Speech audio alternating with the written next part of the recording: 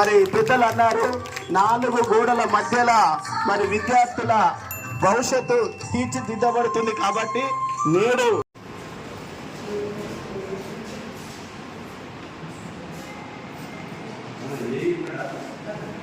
ఉన్నటువంటి primary schools కానీ, high schools కానీ, KGBP, social welfare, BC welfare, అదేవిధంగా Jyotirao Phule tribal welfare, minority school, minority junior college అన్నీ కూడా పటిష్టపరచాలని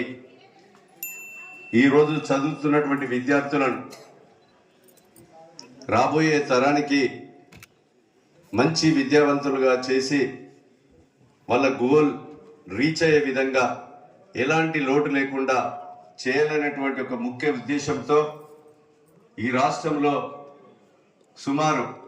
ఒక 700 కోట్ల రూపాయలు విద్యా శాఖకే ఇచ్చి ఈరోజు ఖాళీగా ఉన్నటువంటి హెచ్జిటి పోస్టులు కానీ,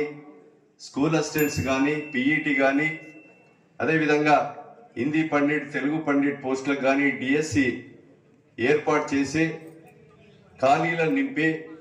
ఈరోజు జూనియర్ కాలేజీలకు కానీ, గురుకుల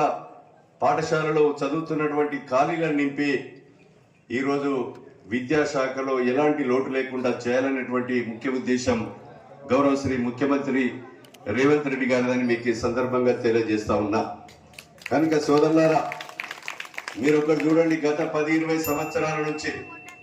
గతంలో పాలకులు ఈ రాష్ట్రాన్ని ఏలారు. మనం ఈ రోజు 12వ తారీఖు జూన్, ఇదే నెల జూన్ 12వ తారీఖు మనకు పాఠశాలలు ప్రారంభమైనాయి. ప్రారంభానికంటే ముందే మేము ఎమ్మెల్యేలము మాకిచ్చినటువంటి నిధులలో సుమారు 3 కోట్ల రూపాయలు ఈ నియోజకవర్గంలో మేము పెట్టాం. ముఖ్యమంత్రి గారు కూడా మా ఆడబిడ్డల పేరు మీద